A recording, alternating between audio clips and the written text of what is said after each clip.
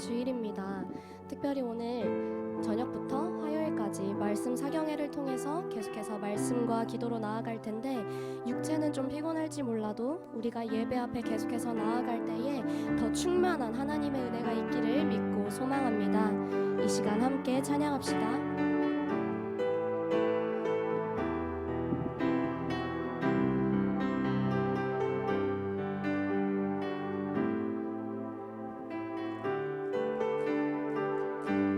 주님 내가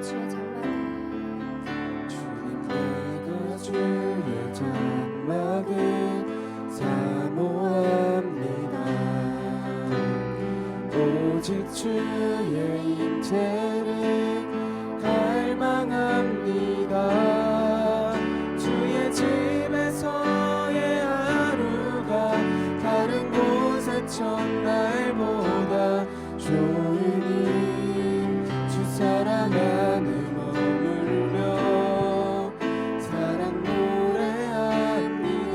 다시 한번 찬양합시다. 주님 내가 주의 장막을 주님 내가 주의 장막을 사모합니다. 오직 주의 임재를 갈망합니다. 주의 집에서의 하루가 다른 곳의 첫날보다 좋으니 주 사랑 안에 머물며 사랑 노래합니다. 나의 평생에 단 한 가지 소원, 주의 아름다우신 보며 사랑 노래하는 것. 나의 왕 되신 주님의 얼굴 구하며 주 사랑 안에 머물러 사랑 다시 처음부터 찬양할까요? 노래합니다. 주님 내가 주의 장막을 사모합니다. 오직 주의 임재를 갈망합니다. 주의 집에서의 하루가 다른 곳의 첫날보다 좋으니 주 사랑 안에 머물며 사랑 노래합니다. 나의 평생에 단 한 가지 소원, 주의 아름다우신 보며 사랑 노래하는 것. 나의 왕 되신 주님의 얼굴 구하며 주 사랑 안에 머물러 사랑 노래합니다. 나의 평생에 단 한 가지 소원, 주의 아름다우신 보며 사랑 노래하는 것.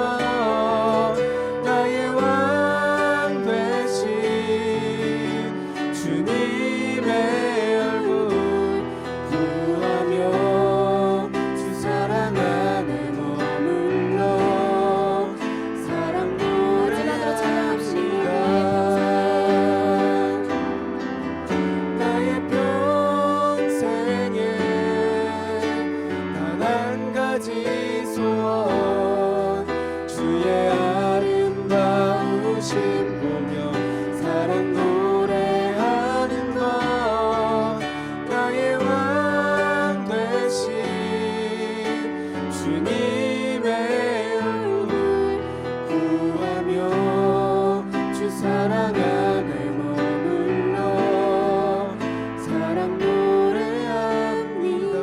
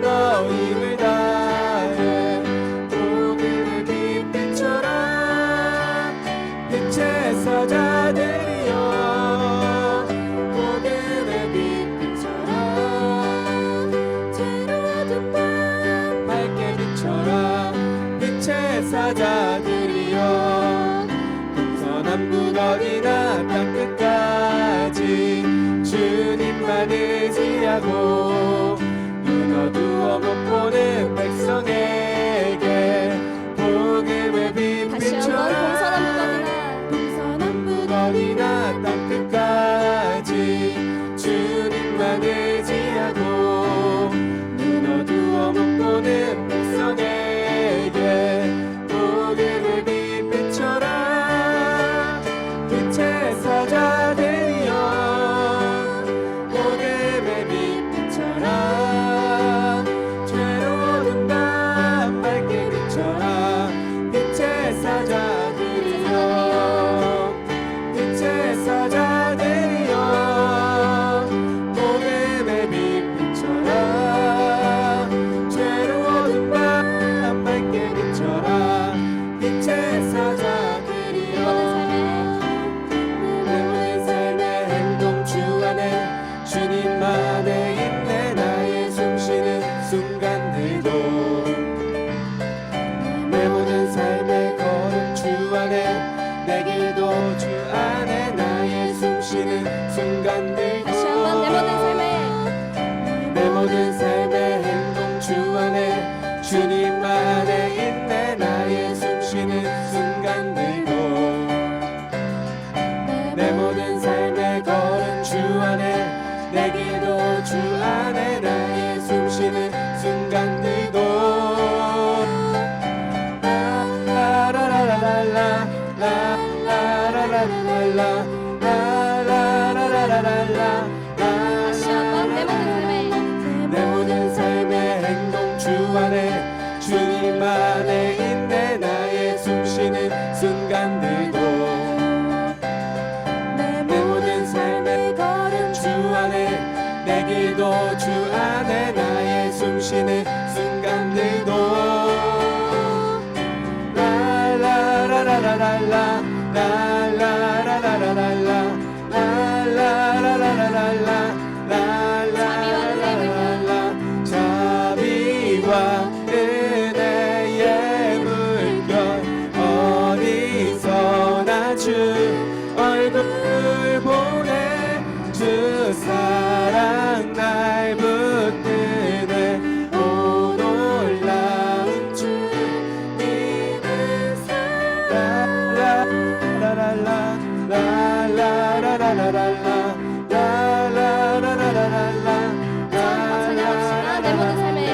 내 모든 삶의 행동 주 안에 주님만의 인내 나의 숨쉬는 순간들도 내 모든 삶의 걸음 주 안에 내 길도 주 안에 나의 숨쉬는 순간들도 라라라라라라 라라라라라라 라라라라라라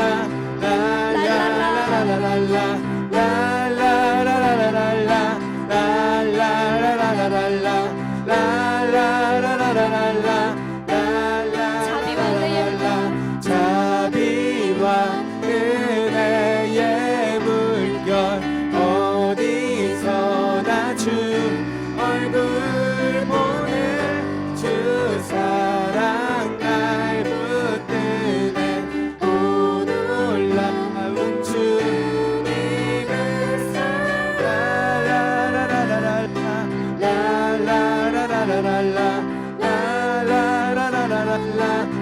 자비와 은혜의 자비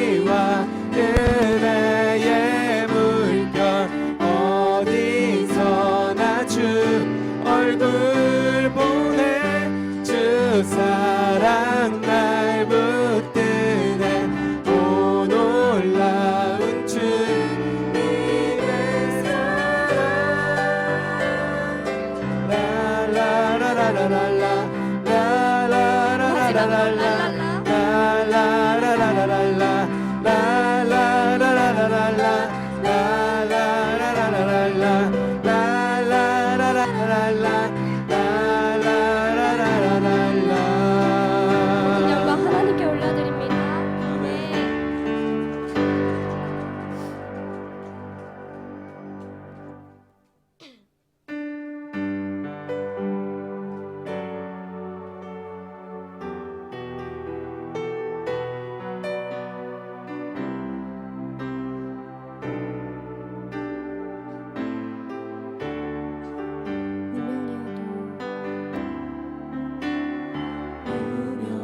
운명이어도 공허하지 않은 것은 예수 안에 난 만족함이야.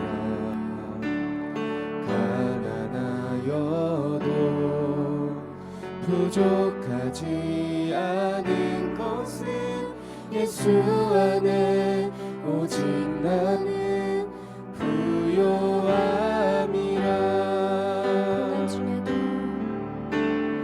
고난 중에도 견뎌낼 수 있는 것은 주의 은혜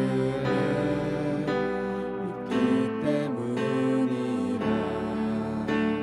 실패하여도 일어설 수 있는 것은 예수 안에 오직 나는 승리함이라. 난 예수로 충만하네. 난 예수로 충만하네. 난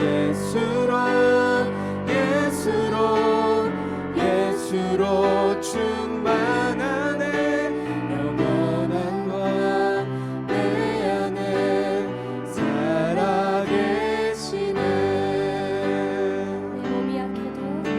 내 몸이 약해도 낙심하지 않은 것은 예수 안에 난 안전함이라. 화려한 세상 부럽지 않은 것은 난 예수로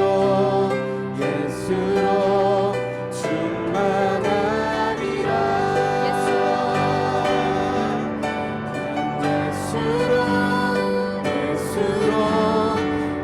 예수로 충만하네. 세상 모든 것들도 부럽지 않네. 난 예수로 충만하네. 영원한 왕 내 안에 살아계시네. 난 예수로 충만하네. 세상 모든 풍파도 두렵지 않네. 난 예수로 충만하네. 영원한 왕 내 안에 살아계시네. 이전은 무엇이가 고난 중에도 견뎌낼 수 있는 것은 주의 계획 있기 때문이라. 실패하여도 일어설 수 있는 것은 예수 안에 오직 나는 승리하리라.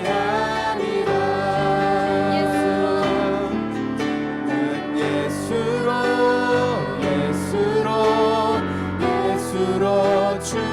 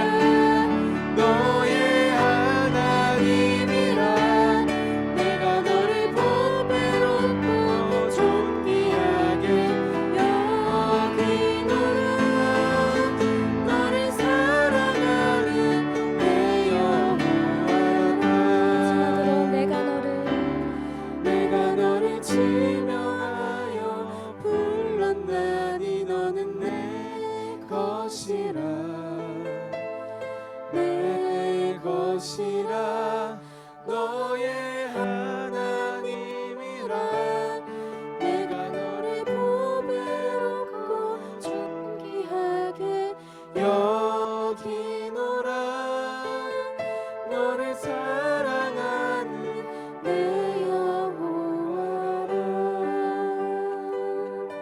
그렇습니다. 주님, 우리가 세상 모든 풍파를 두려워하지 않고 세상 모든 것들을 부러워하지 않을 수 있는 이유는 오직 하나, 예수 그리스도로 충만함을 고백합니다. 이 시간 나를 지명하여 부르시고 보배롭고 존귀하게 여기시는 주님의 말씀이 선포될 때에 아멘으로 고백하는 시간 되게 하여 주시옵소서. 이 시간 예배를 놓고 함께 기도합니다.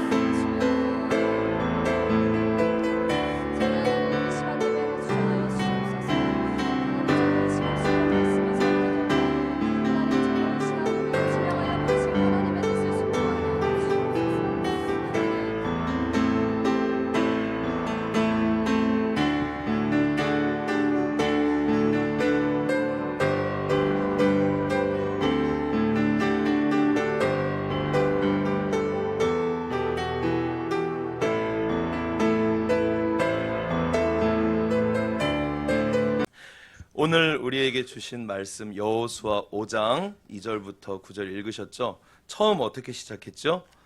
그때에, 그때. 이 그때는 언제였죠?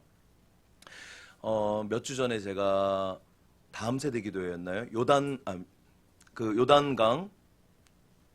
도하 사건 제가 한번 나눈 적이 있었는데, 지금 읽은 이 여호수아 5장은 바로 앞 4장에 어떤 일이었죠? 요단강이 갈라지는 일이 있었고, 성경을 보시면 6장에는 어떤 일이 벌어지죠? 여리고성이 무너지는 역사적인 일이 일어납니다. 그 사이에 바로 일어나는 일이 오늘 본문입니다. 요단강 도하 다시 한번 우리 기억해 볼게요. 제사장들이 법궤를 메고 요단강에 발을 먼저 내딛고 들어갔을 때 요단강이 딱 위에서부터 끊어지고 물이 벽처럼 서고 말라서 제사장부터 시작해서 수많은 이스라엘 백성들이 요단강을 건너가죠. 제사장들은 가운데서 법궤를 메고 기다렸고, 기억하시죠? 그리고 다 건넌 다음에 제사장들이 법궤를 메고 나오자마자 물이 다시 흐르기 시작했고, 12개의 돌을 메고 와서 기념비를 세웠던 일, 그리고 그것을 어디서 높이 있는 여리고성에 있는 이스라엘의 적들이 다 그것을 지켜보고 있었습니다. 그래서 소문이 삽시간에 요단강 근처 전체 가나안 7족속에게로 전해진 상황입니다. 그때 어떤 일이 벌어졌죠? 우리 읽진 않았지만 5장 1절 한번 같이 읽어보겠습니다.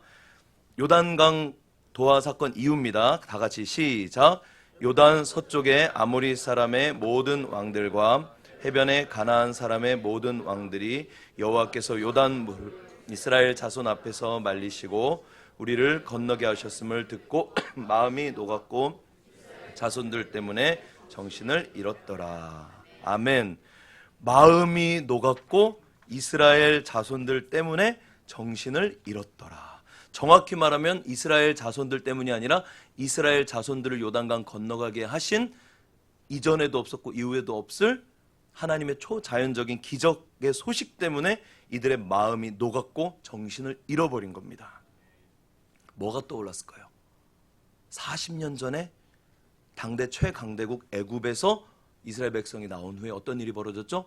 홍해 바다가 갈라진 사건. 바다만 갈라진 것이 아니라 당시 최강대국이었던 애굽, 이집트의 군대가 수장돼서 완전히 하나님께서 전멸시켜버린 그 일이 이들에게는 기억났을 것입니다. 그래서 마음이 녹았고 정신을 잃었던 거예요. 우리도 그렇게 될까봐. 그렇다면 반대로 이때 당시 이스라엘 백성들은 어떤 마음이었을까요? 요단강 기적을 직접 경험했잖아요. 완전 승리의 흥분, 민족 전체가 기쁨과 축제, 그 이상이죠. 그러면서 무슨 생각을 했을까요? 하나님 역시 우리와 함께 하신다. 우리가 믿는 하나님 정말 전능하신 분이다. 그리고 어떻게 됐습니까? 40년 동안 광야 생활을 하고 이제 요단강을 건넜잖아요. 이 지긋지긋한 40년 광야 생활, 40년. 우리 청년들 아직 40살도 못 살았잖아요. 40년 동안 광야의 떠돌이로 지내다가 이제 그 생활 청산하고 드디어 약속의 땅 어디로? 가나안으로 가는구나. 할렐루야. 이스라엘 민족 기쁨, 전의가 최고조입니다. 우리가 이스라엘 민족이라고 생각을 해보세요. 저 같으면 이때는 누구랑 싸워도 지지 않을 자신감이 넘쳤을 겁니다. 왜? 하나님이 대신 싸워주실 것이니까. 그래서 이제 여리고성을 향해 돌격 앞으로 돌진하면 끝인 거예요. 그런데 이때 갑자기 하나님께서 여호수아에게 명령을 하셨죠. 2절에 그때에 여호와께서 여호수아에게 이르시되 뭐라고요? 너는 부싯돌로 칼을 만들어 이스라엘 자손에게 다 같이 다시 할례를 행하라 하시매. 부싯돌로 칼을 만들어서 다시 할례를 행하라. 갑자기 웬 할례? 할례 여러분 다 아시잖아요. 이스라엘 민족의 첫 번째 할례는 창세기 17장에 나옵니다. 제가 읽습니다. 창세기 17장 5절. 이제 후로는 주보에 있죠. 이제 후로는 내 이름을 아브라함이라 하지 아니하고 아브라함이라 하니니 이는 내가 너를 여러 민족의 아버지가 되게 함이니라. 내가 너로 심히 번성하게 하리니 내가 너에게서 민족들이 나게 하며 왕들이 내게로부터 나오리라. 놀라운 약속을 하십니다. 내가 내 언약을 나와 너의 및 내 대대의 후손 사이에 세워 영원한 언약을 삼고 너와 내 후손의 하나님이 되리라. 내가 너와 내 후손에게 내가 거류하는 이 땅 곧 가나안 온 땅을 주어 영원한 기업이 되게 하고 나는 그들의 하나님이 되리라. 하나님이 또 아브라함에게 이르시되 그런즉 너는 내 언약을 지키고 내 후손도 대대로 지키라. 그 다음 10절 11절 너희 중 남자는 다 할례를 받으라. 이것이 나와 너희와 너희 후손 사이에 지킬 나의 언약이니라. 너희는 포피를 베어라. 이것이 나와 너희 사이의 언약의 뭐요? 표징이니라. 우리는 성경을 읽을 때 항상 가장 먼저 생각해야 될 게 뭐냐면요, 하나님 아버지의 마음입니다. 그분의 마음이 무엇인지를 알고 거기에 집중해야 되는 겁니다. 그래서 지난 금요일 제가 다음 세대 기도회 때 우리 여호사밧 왕의 기도에 대해서 우리가 나눴잖아요. 다른 어떤 것보다 그 여호사밧 왕의 기도에 뭐가 있었습니까? 하나님 아버지의 마음을 아는 기도였다는 거예요. 절체절명의 위기 상황에서도 하나님의 마음을 알고 그분의 마음에 합한 기도로 부르짖으며 나아갈 때 하나님께서 받으시고 역사하신 겁니다. 여기도 마찬가지입니다. 아브라함을 찾아오셔서 약속하시면서 할례라는 것을 명하신 하나님, 그 안에 뭐가 있어요? 하나님 아버지의 마음이 있는 거예요. 그럼 하나님께 있어서 할례는 무엇일까요? 너무나도 아름답고 소중하고 귀중한 예식입니다. 마치 우리 인생에 딱 한 번 있는 결혼식 같은 거예요. 누구랑 누구랑? 하나님과 하나님의 자녀, 하나님과 하나님의 백성, 우리와 결혼식입니다. 결혼식 할 때 우리 남자분들 어떻게 얘기합니까? 오빠 믿어? 나만 믿어. 나만 바라봐. 하나님께서도 이렇게 얘기하시는 거예요. 내가 너희와 함께 할 거고 내가 어떤 일이 있어도 너를 지켜줄 거야. 걱정하지 말고 나만 따라와. 우리 앞으로 영원히 서로 믿고 사랑하자. 뭐라고? 검은 머리 팥불이 되도록 변치 말자. 어떠한 일이 있어도 하나님께서 지금 할례를 명하시면서 그 할례 안에 이 마음이 담겨져 있는 거예요. 그러니까 하나님은 자기의 자녀들, 자기 백성들을 향한 간절한 사랑의 표현이며 오늘 표현한 성경에서 징표인 것이 바로 이 할례입니다. 결혼 반지 같은 거예요. 그런데 이 귀중한, 이 아름다운 할례를 하나님 왜 갑자기 이때 요단강을 건너자마자 명령하셨을까? 요단강 건너기 전에 했을 수도 있잖아요. 아니면 저 같으면은 제 개인적인 생각으로는 여리고성 무너진 다음에, 여리고성 정복한 다음에 하면 더 좋을 것 같은데 왜 도대체 지금 바로 눈앞에 누가 있어요? 여리고성의 대적들이 두 눈 시퍼렇게 뜨고 우리를 지켜보고 있습니다. 그들이 두렵고 마음이 녹아서 그들이 우리를 두려워하고 있는 상황이긴 하지만 바로 눈앞에 수많은 적들이 있는 거예요. 그리고 뒤에는 뭐가 있습니까? 요단강이 있어요.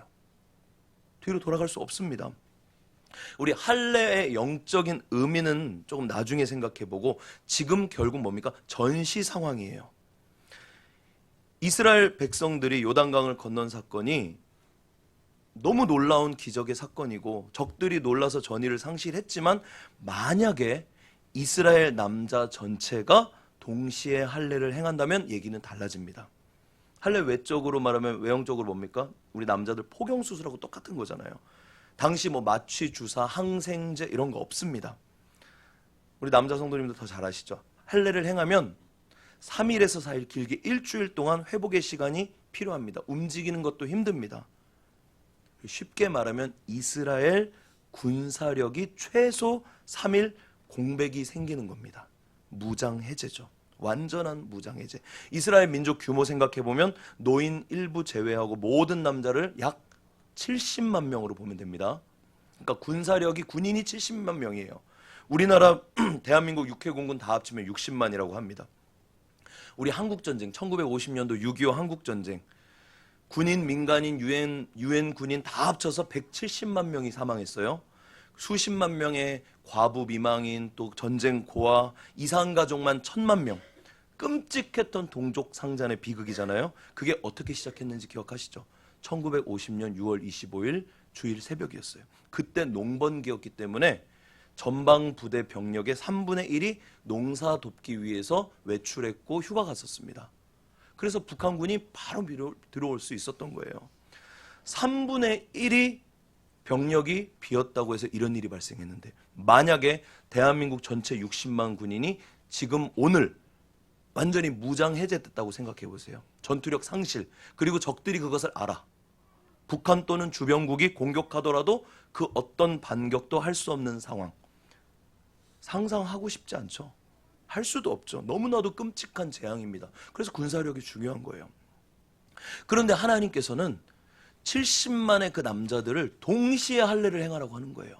20만 먼저 하고 뭐 50만은 좀 지켰다가 20만이 괜찮아지면 나중에 순번을 정해서 하라는 얘기가 아니라 전체가 동시에 다 하라는 얘기입니다.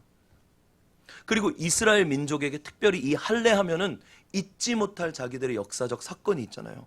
바로 자신들의 조상 12지파 야곱의 아들들 이야기입니다. 얼마 전 우리 새해 첫 주일에 목사님께서 창세기 34장 35장으로 이 말씀을 또 전해주셨었어요. 기억하시죠? 어떤 일이죠? 야곱의 딸 디나가 세겜 땅에서 하몰의 아들에게 겁탈당하는 일이 발생하죠. 그 후에 세겜 사람들이 야곱 집안, 야 우리 통혼하자, 우리 서로 결혼하자. 그랬더니 야곱의 아들들이 뭐라 그래요? 속이잖아요. 안 돼, 우리는 할례 받지 않은 자들과 통혼할 수 없다. 그래서 너희 족속 남자들 전부가 할례를 행하면 그때 통혼하자. 이렇게 거짓말로 속입니다. 그래서 그 족속이 다 할례를 동시에 하잖아요. 그 다음에 어떤 일이 벌어집니까? 창세기 34장 24절부터 27절까지 우리 한번 같이 보겠습니다. 읽습니다. 시작. 성문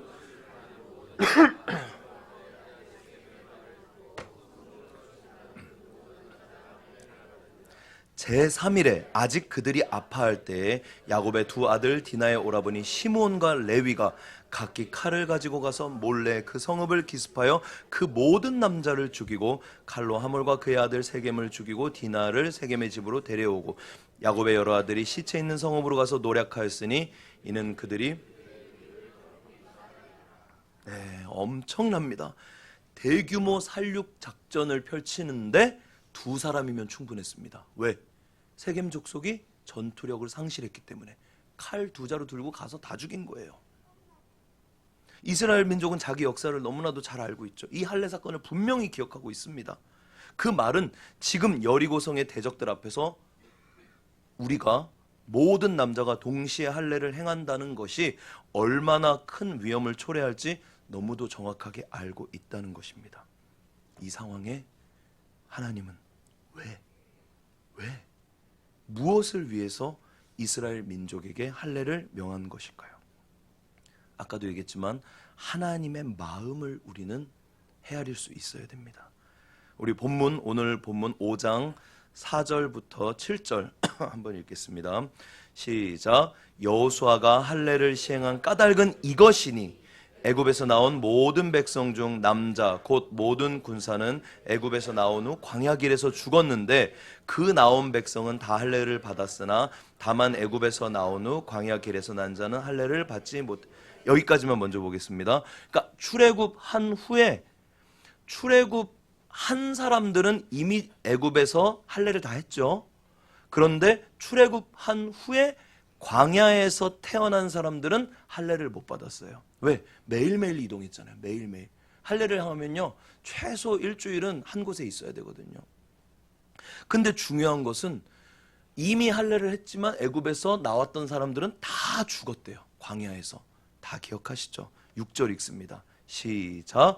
이스라엘 자손들이 여호와의 음성을 청종하지 아니함으로 여호와께서 그들에게 대하여 맹세하사 그들의 조상들에게 맹세하여 우리에게 주리라고 하신 땅 곧 젖과 꿀이 흐르는 땅을 그들이 보지 못하게 하리라 하시매 애굽에서 나온 족속 곧 군사들이 다 멸절하기까지 40년 동안을 광야에서 헤매었더니. 여기까지. 그 이유가 뭡니까? 시작이 이스라엘 백성들이 하나님의 말씀을 음성을 모았다 청종하지 않았다. Listen and obey. 듣고 순종해야 되는데 들었을 순 있지만 따르지 않았어요. 그래서 6절에 보면은 맹세라는 단어가 2번 나옵니다. 잘 보세요. 그래서 하나님이 어떻게 하십니까?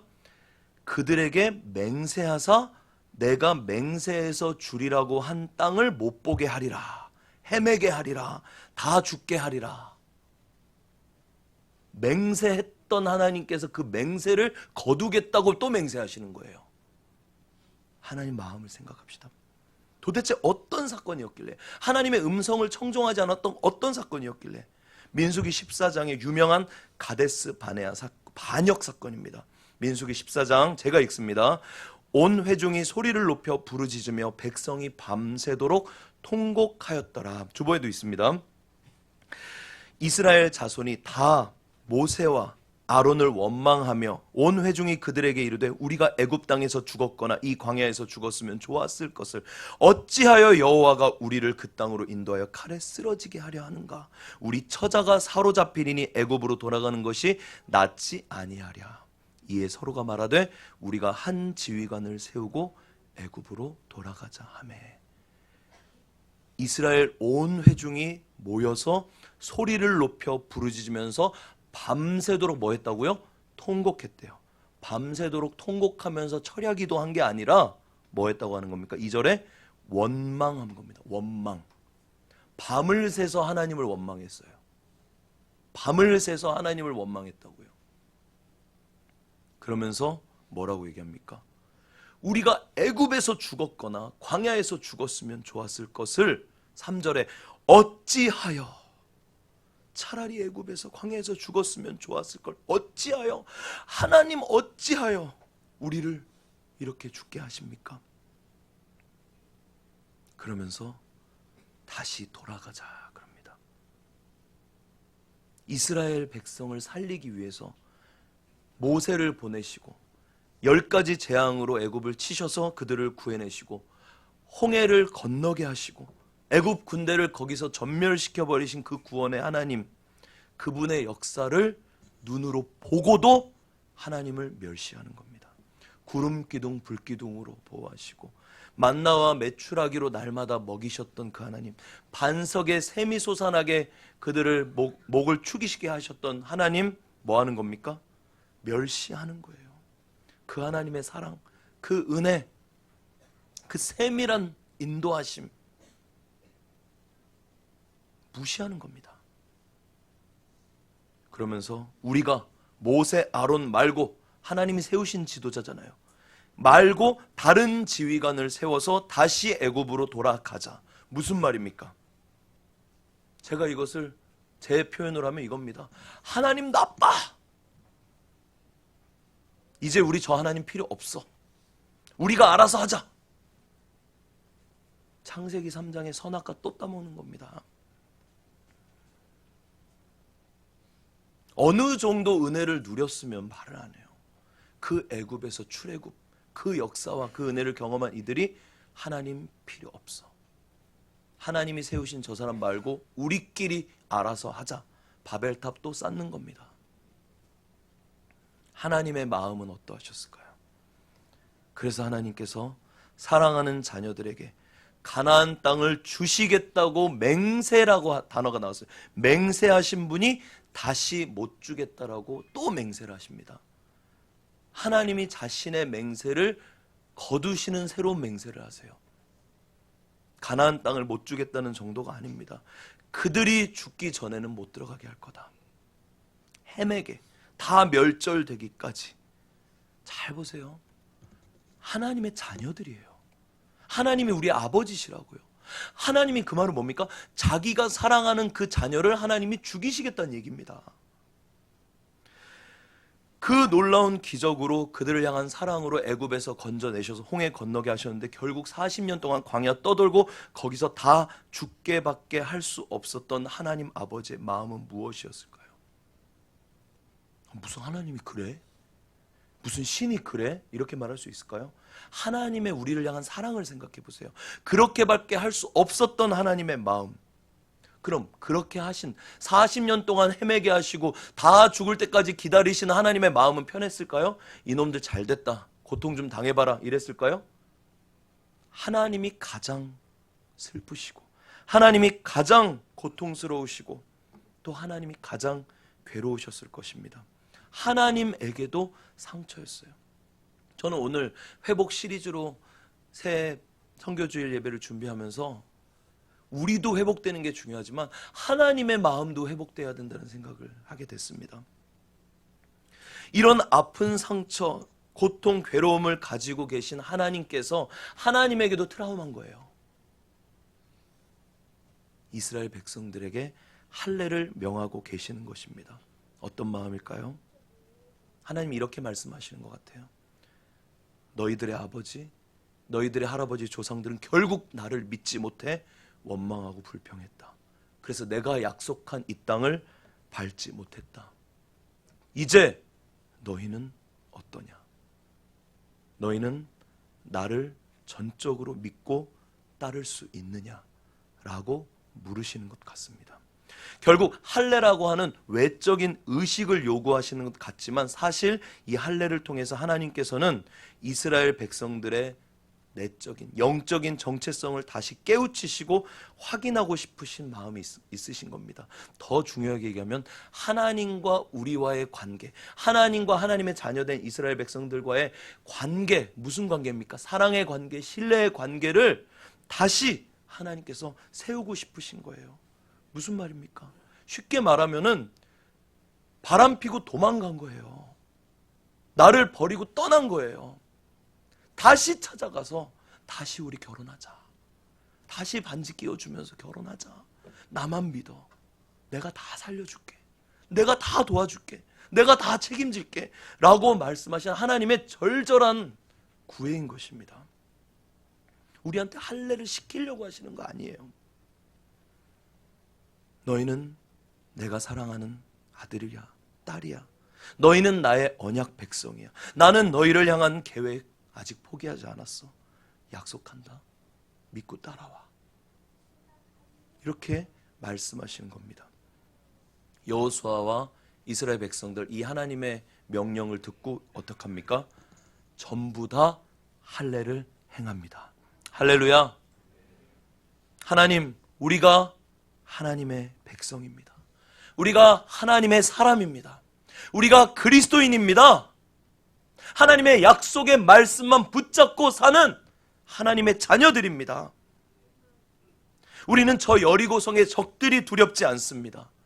전쟁은 여호와께 속하였기 때문입니다. 하나님만 신뢰합니다. 주님만 믿습니다. 우리가 두려워할 뿐 오직 주님 한 분뿐이십니다. 라고 여리고성 앞에서 이들이 고백한 것이 바로 할례인 것입니다. 믿음의 고백이고 사랑의 고백인 거예요. 하나님을 정말 두려워하면요, 사람을 두려워하지 않습니다. 그런데 우리가 사람을 두려워하게 되면 하나님을 두려워하지 않게 됩니다.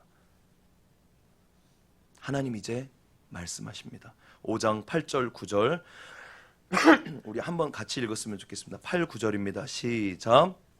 또 그 모든 백성에게 할례 행하기를 마침에 백성이 진중 각 처소에 머물며 낫기를 기다릴 때에 9절입니다. 여호와께서 여호수아에게 이르되 내가 오늘 애굽의 수치를 너희에게서 떠나가게 하였다 하셨으므로 그곳 이름을 오늘까지 길갈이라 하느니라. 모든 백성이 70만의 그 남성들이 동시에 할례를 행했어요. 어마어마한 일이 벌어진 겁니다. 그리고 백성들이 거기서 기다리고 있죠. 회복을 기다리고 있을 때 전투력은 상실됐지만 하나님을 향한 믿음으로 충만한 이들에게 하나님께서 말씀하십니다. 뭐라고 말씀하셨죠? 내가 오늘 애굽의 수치를 너희에게서 떠나가게 하였다. 그래서 이곳의 이름을 길갈이라고 하자. 길갈의 뜻은 굴러간다라는 뜻입니다. 하나님께서 굴려 보냈다라는 뜻입니다. 그러니까 큰 바위를 절대 다시 돌아올 수 없도록 낭떠러지 밑으로 굴러서 떨어뜨렸다는 그런 말입니다. 어떤 의미일까요? 최강대국 애굽에서 자기 백성들을 그 어마어마한 놀라운 기적으로 구원하신 하나님께서 자기가 구원한 자기 백성을 광야에서 다 죽게 만들 수밖에 없었던 그 과거, 하나님께 무엇보다 슬프고 고통스럽고 수치스러웠던 하나님께 괴로움이었습니다. 상처였습니다. 이제 내가 그 수치를 떠나가게 하였다. 우리 인간의 표현으로 하자면 하나님의 마음속에 어쩌면 큰 바위와 같이 박혀있던 하나님의 상처, 하나님의 수치, 하나님의 슬픔, 아픔, 고통이 이제는 흔적도 없이 사라졌다는 말입니다. 할렐루야. 하나님의 마음이 회복되신 거예요. 무엇을 통해서요? 이 할례를 통해서. 우리 엘그림 교회, 저에게도 여러분에게도 하나님께서 날마다 이것을 요구하십니다. 그런데 우리 살다 보면 우리 믿음에 심각한, 저는 감히 위협이라고 표현하고 싶습니다. 위협을 받을 때가 많이 있습니다. 저도 여러분도 하나님 믿는다고 하지만 심지어 선교사인 저도 어떨 때는 하나님 없는 것처럼 살 때가 있습니다. 사실 제가 이 말씀을 깊이 묵상했던 첫 번째가 언제냐면은 코로나가 한창이었을 때, 우리 모두가 힘들 때 인도네시아였습니다. 한 3년 차 이제 지나고 있을 때였죠. 제가 개인적인 얘기 좀 드리겠습니다. 그때도 이제 가족들 비자 연장을 앞두고 있었어요. 4인 가족이기 때문에 뭐 그 비자 갱신하려면 비용도 많이 들어갑니다. 근데 코로나가 한창 기승을 부리고 몇 달이 지났기 때문에 사실 저 같은 선교사들은 한국에서 또 우리 성도님들 교회에서 보내주시는 후원금으로 생활을 하잖아요. 그것으로 생활비 쓰고 사역비 쓰고 비자비 뭐 집세 이런 거 다 쓰는데 그때 사실 후원금들이 많이 끊겼어요. 다 이해해요. 얼마나 힘들면 그렇겠어요. 근데 제가 사역자로서, 선교사로서가 아니라 그때는 제가 아내와 두 아이들을 키우는 가장으로서, 가정을 책임지는 가장으로서의 저의 마음이 있습니다. 그날 밤이 저는 너무나도 생생해요. 왜냐하면 조금 있으면, 며칠 있으면 이 비자비를 내야 되거든요. 꽤 큰 목돈입니다. 그리고 한 달, 두 달만 지나면은 저희 집세를 또 내야 돼요. 집세가 인도네시아는 1년치를 선불로 내야 되거든요. 그 꽤 큰 돈입니다. 근데 없어요. 그리고 후원금이 끊겼어. 그런 느낌 아세요? 엄습이란 단어 아세요? 정말? 저는 그렇게 재정훈련을 많이 받았다고 생각했는데 그날 밤에 두려워서 잠이 안 올 정도였어요. 마치 땅거미가 이렇게 어둠이 저한테 몰려오듯이 두려움이 저한테 이렇게 엄습하는 걸 느꼈어요. 어떡하지? 추방당하면 어떡하지? 비자 못 받으면 어떡하지? 집세 못 내면 어떡하지? 차라리 굶는 거는 괜찮을 것 같아요. 굶는 거는 좀 뭐 생쌀 먹던가 어디 좀 밥비로 먹으면 되는데 집세를 내야 되잖아요. 쫓겨나잖아. 비자를 못 내면 불법 체류를 하거나 추방을 당하잖아요. 가족들한테도 말도 못하고 힘든 가운데 있었어요. 이게 막 밀려오는 겁니다. 그러면서 막 제 머릿속에 막 계산을 하는 거예요. 근데 아무리 생각해도 내가 할 수 있는 방법이 없어요. 한국이라면 제가 일을 해서라도 돈을 벌지. 그때 제 머릿속에 순간 저도 모르게 딱 들었던 그 밤 새벽 2시 정도였던 것 같아요. 제일 먼저 딱 떠올랐던 생각이 뭐였는지 아세요? 제가 정말 부끄럽지만 솔직한 고백 여러분께 드립니다. 제일 먼저 딱 떠올랐던 게 11조였어요.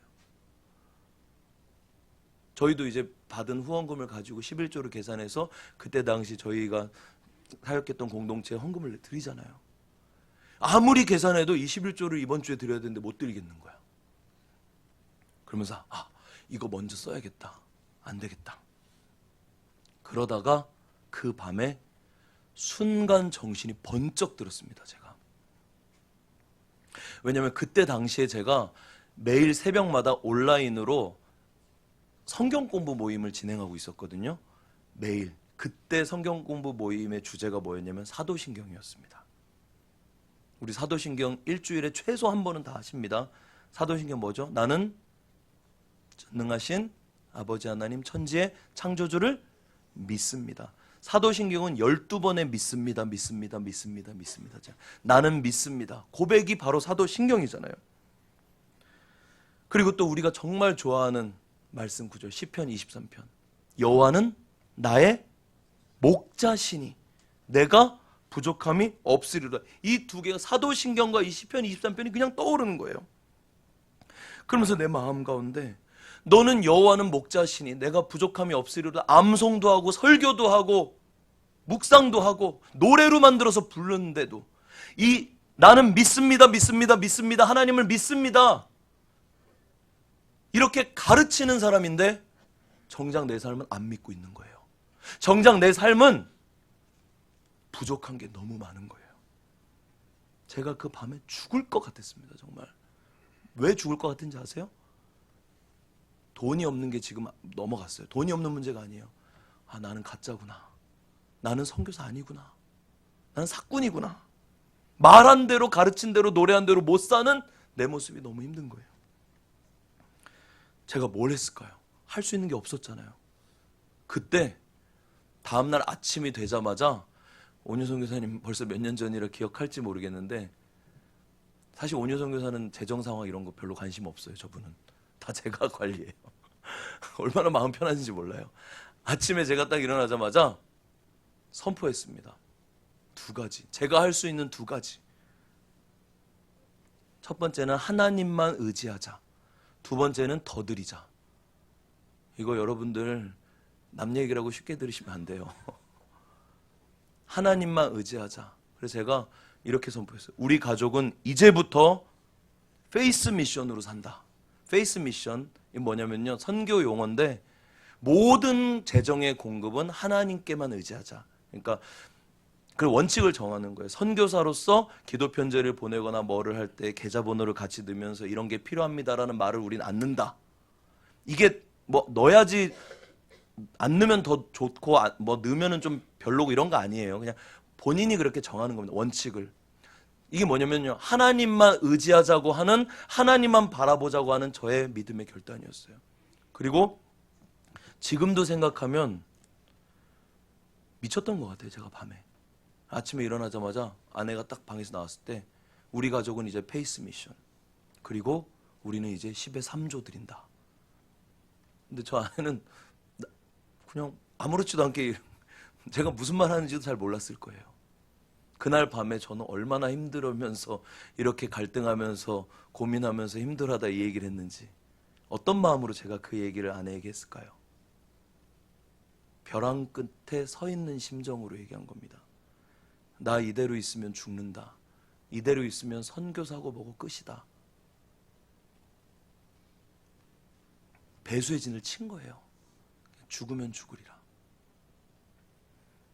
보통 이제 재정에 대한 헌금에 대한 간증하면 이 다음에 이제 그리고 나서 하나님이 어떻게 채워주셨다 뭐 이런 얘기 있죠? 필요 없어요. 그런 거.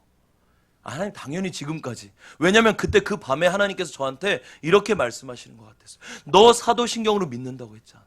너 여호와는 나의 목자시니 부족함 없다며.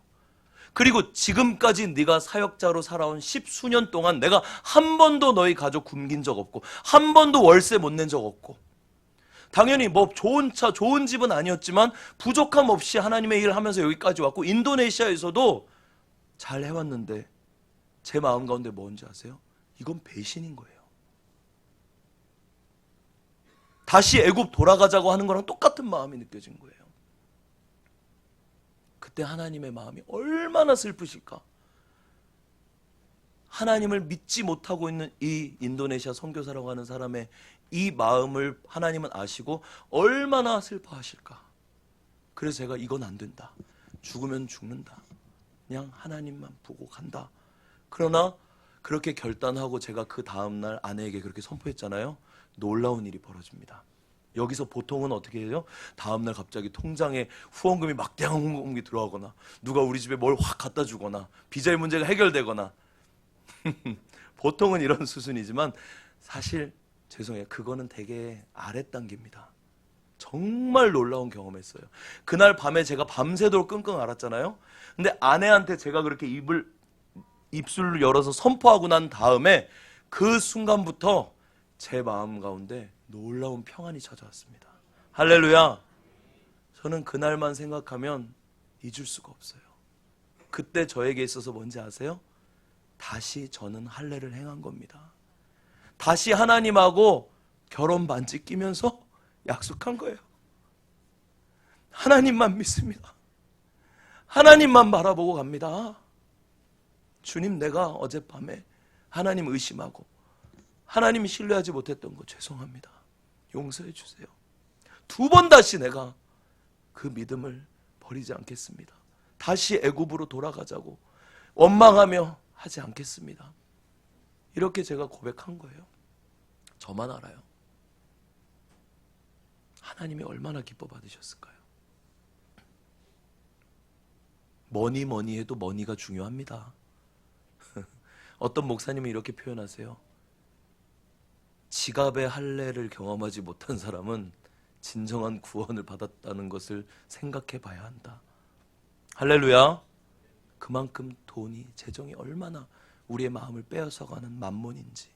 돈은 악이 아니지만 돈을 사랑하는 것이, 돈을 사랑하는 것뿐만 아니라 돈 앞에, 우리의 환경 앞에 두려워하고 하나님을 더 믿지 못하는 것. 저도 여기 여러분 모두 지금까지 인도하신 하나님 은혜 한번 생각해 봅시다. 여러분이 지금까지 살아왔던 모든 시간들 한번 생각해 보세요. 하나님 은혜 아니고선 고백할 수 없잖아요.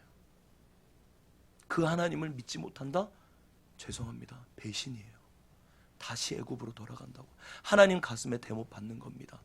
그래서 하나님께서 여리고 성이라는 가나안이라는 축복의 우리에게 땅을 주시기 바로 전에 우리 하나님 우리를 너무너무 사랑하셔서 다시 한번 확인받고 싶으신 겁니다. 나 믿니? 보여줘라. 사랑하는 엘그림 교회야, 보여다오.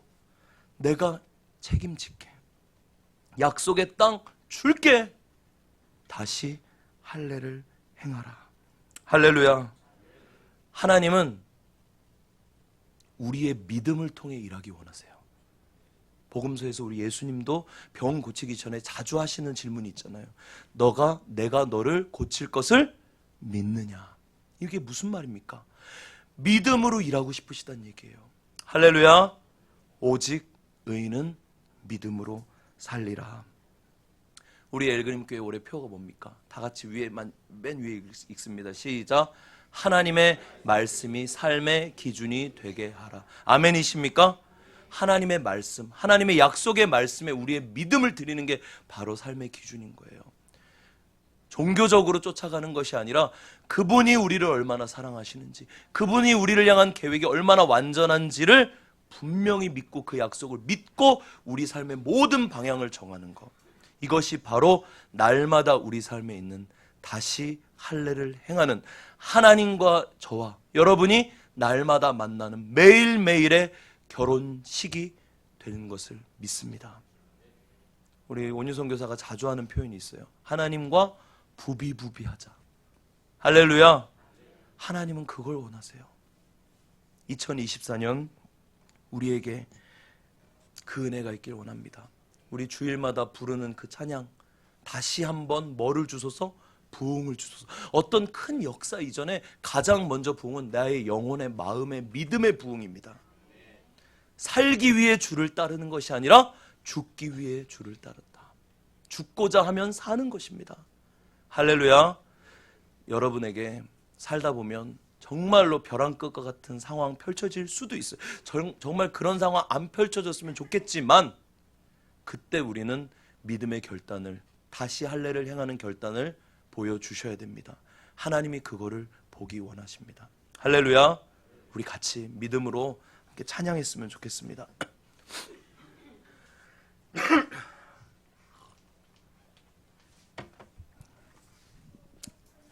세상은 이제 찬양하고 끝나요. 에스더. 에스더 놀라운 죽으면 죽으리라.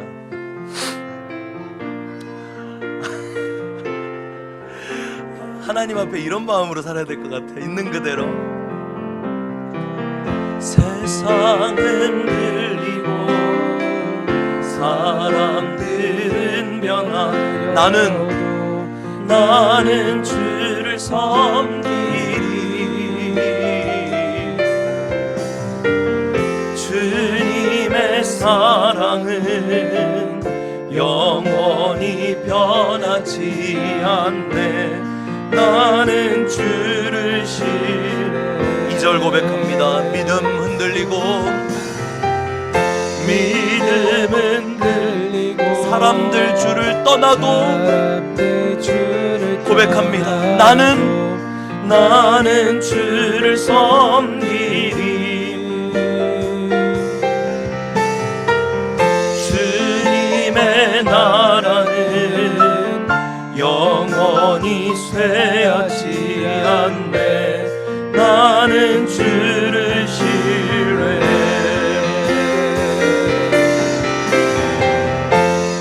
오직 믿음으로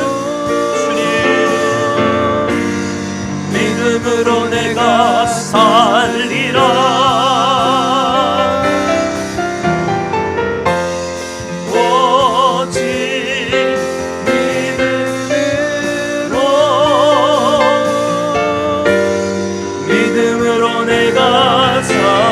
우리 한 번 더 고백합니다. 세상은 들리고 사람들은 변하여 주님 그러나 나는 주를 섬기리. 아멘. 주님의 사랑은 영원히 변하지 않네. 나는 주를 우리 한 번 더 믿음 흔들리고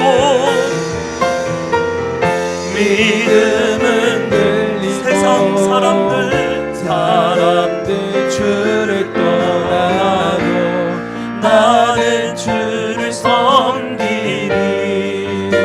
주님의 나라는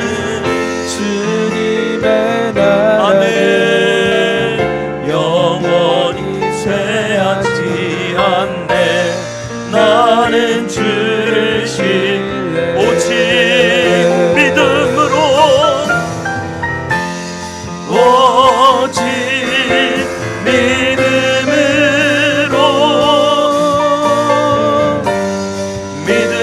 내가 살리라. 오직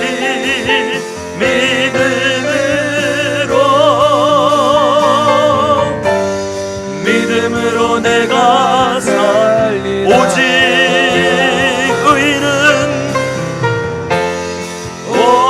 오직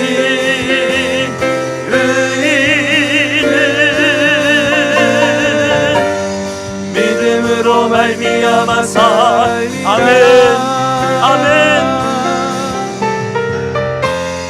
오직 의인은 믿음으로 말미암아 살리라. 이 시간 우리 하나님 앞에 우리 자신을 돌아봅시다. 정직하게 하나님 앞에 어떤 희롤하게 하나도 걸치지 않은 그런 모습으로 마음으로 나아갑시다. 우리에게 재정을 사용하는 어떤 행동이 또 헌신이 오늘 말씀에서처럼 우리에게 영적인 할례가 될 수도 있고요. 또 어떤 모양의 헌신, 또 어떤 분들에게는 이렇게 교회에 나와서 예배드리는 것 자체가 다시 할례를 행하는 그런 믿음의 표현이 될 수도 있습니다. 또 어떤 분들에게는 자녀 교육, 어떤 분들에게는 회사에서, 사업장에서 무엇을 결정하고 선택하는 그 하나하나의 매일의 일상, 우리 청년들, 우리 학생들에게는 진로를 결정하는 일, 또 학교에서 친구들과 사이에 일어나는 일들, 또 우리 가정에서 작고 크고 일어나는 것들, 또 어떤 사역적인 것들, 어떤 영혼을 전도하는 것들, 또 누군가의 관계의 회복을 위해서 우리가 노력하는 것, 누군가에게 다가가서 손 내밀어주고 한마디 말하는 것 자체가 다시 할례를 행하라고 하는 하나님의 명령에 따르는 믿음의 행위일 수 있습니다. 중요한 것은 믿음으로 사는 것입니다. 말한 대로, 노래한 대로, 들은 대로 하나님의 말씀이 기준되어 사는 것입니다. 그렇게 살지 못할 때가 너무 많은 우리 모습, 하나님은 슬퍼하시고 아파하시고 괴로워하십니다. 그 하나님, 오늘 이 아침에 저와 여러분에게 다시 말씀하십니다. 사랑하는 엘그림 성도들아, 다시 할례를 행하라. 우리 주님 앞에 각자의 고백으로 나아갑시다. 물어보셔도 좋습니다. 하나님, 내가 지금 행해야 될 영적 할례가 무엇입니까? 말씀하여 주시옵소서. 혹 여러분이 알고 계시다면, 그러나 힘들어 주저하고 있다면 하나님, 그렇게 할 수 있는 믿음을, 힘을 주시옵소서. 두렵습니다. 그러나 하나님 편에 서서 선택하고 결정하고 행동하기 원합니다. 은혜를 주시옵소서. 다시 한번 부흥을 주시옵소서. 살려 주시옵소서. 회복시켜 주시옵소서. 새롭게 하여 주시옵소서. 주님 앞에 정말로 정직한 마음으로 이렇게 고백하며 기도하며 나아가면 좋겠습니다. 함께 기도합니다. 주님, 오늘 이 아침에 나에게 말씀하시는 하나님의 음성을 듣습니다. 나의 삶의 영역 가운데 하나님이 원하시는 것이 무엇인지 주님, 믿음을 일으켜 주시옵소서. 이것을 행할 수 있는 믿음이 저에게는 없습니다. 두렵습니다. 자신이 없습니다. 도와주시옵소서. 요단강을 건넜지만, 홍해를 건넜지만 주님, 여리고성 앞에서 두렵습니다. 그러나 주님을 사랑하면 가능한 줄 믿습니다. 주님을 정말로 사랑하면 가능한 줄 믿습니다. 주님과 날마다 주님과의 결혼이 있기 원합니다. 나의 삶에서 주님과 날마다 뜨겁게 만나는 만남이 있기 원합니다. 주님께서 나에게 약속하신 그 약속, 그 영적인 할례, 그것을 믿고 나아가기 원합니다. 주님, 나의 가정과 나의 삶과 걸어가는 모든 발걸음 가운데 하나님만이 왕이십니다. 하나님만이 인도하십니다. 주님만을 믿습니다. 주님만을 의지합니다. 주님께 이 믿음, 우리의 믿음 보여드리기 원합니다.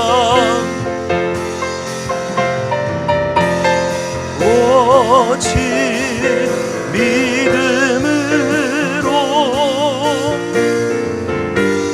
믿음으로 내가 살리라.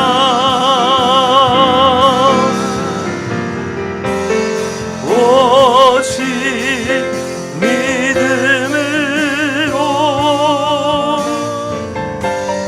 믿음으로 내가 살리라. 한 번 더, 오직 오직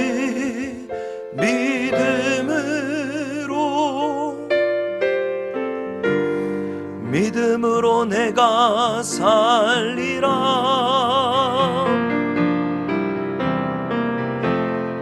오직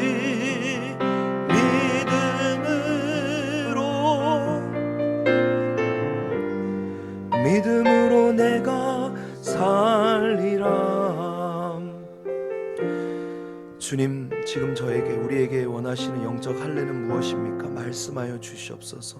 그리고 무엇보다 믿음으로, 그리고 주님을 향한 사랑으로 그것을 행하게 하여 주시옵소서. 주저하는 마음, 두려운 마음 솔직히 너무나도 많습니다. 그러나 주님을 사랑하기에 온전한 사랑이 모든 두려움을 내어 쫓는다고 하셨습니다. 주님, 그 사랑으로 주님만을 믿고 우리 자신의 모든 것을 내어드릴 수 있는, 우리 주님께서 우리에게 그러하셨듯이 우리도 모든 것을 내어드릴 수 있는 그 믿음을 더하여 주시옵소서. 우리의 삶의 현장에서, 재정 가운데, 가정의 자녀들 가운데, 직장과 사업장의 일터에서, 또 학교에서, 우리의 삶의 모든 영역에서 날마다 우리가 선택하고 결정해야 될 수많은 문제들, 높은 담과 같이 우리를 막아서는 그 모든 것들, 주님, 그것보다 하나님을 더 두려워하기 원합니다. 주님께서 반드시 여리고성 무너뜨리실 것입니다. 우리의 믿음을 통해 일하실 것이고 우리에게 놀라운 축복의 가나안 땅을 주실 것입니다. 그 주님과의 깊고도 깊은 결혼식이 우리의 삶의 모든 현장에서 매일매일 있게 하여 주시옵소서. 믿음이 없이는 하나님을 기쁘시게 할 수 없다고 하셨습니다. 날마다 다른 것으로 하나님을 기쁘시게 하는 것이 아니라 오직 믿음으로 주님을 기쁘시게 하는 우리 엘그린 모든 성도님들, 자녀들 2024년의 삶이 되게 하여 주시옵소서.